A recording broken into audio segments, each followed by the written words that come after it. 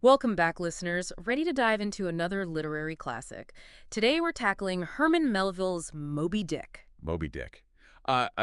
Yes, an excellent choice, one of my favorites. And we're not just skimming the surface here, folks. This is a deep dive. We're going beyond the adventure, beyond the whale. Right, right. Getting into the nitty-gritty, the symbolism, the historical context. Exactly. Like, take the dedication, for instance. I mean, who dedicates a book to a sub-sub? Yeah. A tribe which no wine of this world will ever warm. Melville certainly knew how to set a scene. It's almost like he's winking at the reader, saying, get ready, this is going to be a wild ride. Oh, absolutely. He's telling us right then and there that this book is about more than just a whale hunt. It's about ambition, about the search for Well, something bigger. And that image of no wine, it ties into the whole sea motif, doesn't it? I mean, the sea, it's vast, it's powerful. It can be both terrifying and comforting. Exactly. It's that duality, that push and pull that Melville captures so brilliantly throughout the book. And then he hits us with those excerpts. Like, boom, poems, historical accounts, even a whole section on whale anatomy. Right. Like, hold on, reader, let me drop some knowledge on you. It's almost overwhelming at times, but it's also what makes Moby Dick so unique. I agree. He's creating this layered narrative, this tapestry of voices, each offering a different perspective on the whale. It's like stepping into a debate with everyone from poets to whalers to scientists weighing in. And Melville wants us, the readers, to be part of that debate, to question our own assumptions, just like Ishmael does throughout the book. Speaking of Ishmael, can we talk about the characters for a moment? I mean, where do you even begin with a character like Queequeg? Oh, Queequeg. He's such a fascinating character. This cannibal with his tattoos and his tomahawk, shaving with a harpoon. Talk about making an entrance. It's both humorous and unsettling. Exactly. And it immediately challenges our preconceived notions. Here's this character who, on the surface, seems so different, so other. And yet he becomes this incredibly loyal friend to Ishmael. Precisely. Their friendship is one of the most genuine and heartwarming aspects of the book, especially given the social context of the time. It really highlights those themes of race and religion that Melville was clearly grappling with. Absolutely. Queequeg, with his pagan beliefs and his surprisingly earnest conversion attempts, he forces Ishmael and us as readers to confront our own prejudices. And then, of course, there's Captain Ahab. Talk about intense. Oh, Ahab. Yeah, he's, well, there's no other way to put it. He's obsessed. That scene where he unveils his vendetta against Moby Dick, the way he rallies the crew to his cause, it's electrifying. He's like a force of nature himself, driven by this single-minded desire for revenge. And that ivory leg of his, a constant reminder of the whale's power. Exactly. A physical manifestation of his obsession, you could say. Yeah. But he's also a tragic figure, consumed by his own rage. Which makes it even more striking when Melville contrasts Ahab's intensity with, say, Stubbs' love for a good whale steak. Right. Like one minute you're contemplating the depths of human obsession, and the next you're chuckling over someone's dinner plans. It's those moments of humor, those glimpses of everyday life on board the Pequod that make the story feel so real, so relatable. Absolutely. Melville reminds us that even in the midst of this grand, epic pursuit, life goes on. There's still laughter, there's still camaraderie, there's still, Yeah. well, a hearty appetite for whale steak, apparently. You know, it's funny you should mention that because one thing that really struck me about Moby Dick was how detailed Melville gets about the whole whaling process. Oh, absolutely.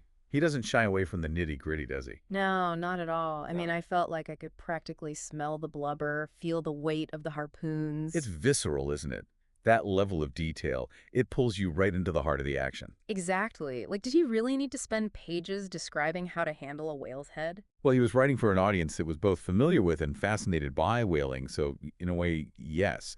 But it's also about more than just providing a factual account, isn't it? It's Right. about immersing us in this world, making us understand the sheer scale of the task, the danger, the awe-inspiring nature of these creatures. It's like he wants us to feel the weight of the harpoon, the immensity of it all. Exactly. And through those sensory details, he elevates the Pequod from just a ship to something more, something almost mythical, wouldn't you say? Oh, absolutely. Especially with descriptions like that one, the Pequod as this fire ship fueled by the whale's body. Right. It's both terrifying and, as you said, mythical. But amidst this grand, almost industrial pursuit of the whale, there are these moments of incredible tenderness, incredible humanity. You're thinking of Pip, the cabin boy. Yes, Pip. His story always gets to me. This young boy, tossed about by the sea, both literally and metaphorically. It's a stark reminder of how unforgiving the sea can be. It is, and it also highlights the vulnerability of innocence in the face of such overwhelming power, both natural and, well, human in a way. Because you could argue that it's Ahab's obsession that ultimately leads to Pip's fate. You could definitely make that argument. Ahab, so consumed by his own vendetta, blind to the needs of those around him. It's a classic tragic flaw. It's interesting, though, how even as we recognize Ahab's flaws, we can't help but be drawn to him, to his intensity, his single-mindedness. Right. He's a complex character, to say the least, but that's what makes him so fascinating. He's both repellent and compelling, a force of nature who ultimately meets a tragic end. And those final moments, Melville really knew how to deliver a gut punch, didn't he? He did. That image of Ahab shedding a single tear into the vast Pacific. Sure. It's both heartbreaking and oddly beautiful, don't you think? It is. It's like in that final moment, he finally lets go of his obsession, recognizes the futility of it all. Perhaps. Or maybe it's just a moment of pure, raw emotion stripped bare of all pretense. Melville, as always, leaves it open to interpretation. Which is what makes him such a brilliant writer. He gives us these incredible stories, these complex characters, and then he lets us find our own meaning in it all. Exactly. He doesn't spoon-feed us answers. He challenges us to think, to feel, to engage with the text on a deeper level. And that's something that's so rare, especially these days. So often we're given stories that are, well, that are easy to digest, you know. But Moby Dick, it sticks with you. It makes you work for it. It does. It's a book that demands your attention, that rewards multiple readings, and every time you come back to it, you're bound to find something new, something you hadn't noticed before. It's like that whale, Moby Dick himself, always lurking beneath the surface, waiting to be discovered. Exactly.